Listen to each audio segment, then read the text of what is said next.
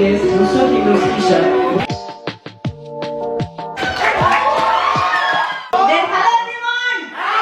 নিশিতে call করলো আমার ফোনে, ও এইটা সবাই দেখেছে। তারপরে আসলো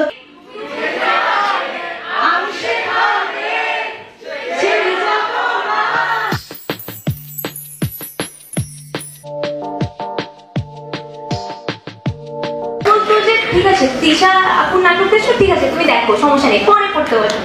তো আমার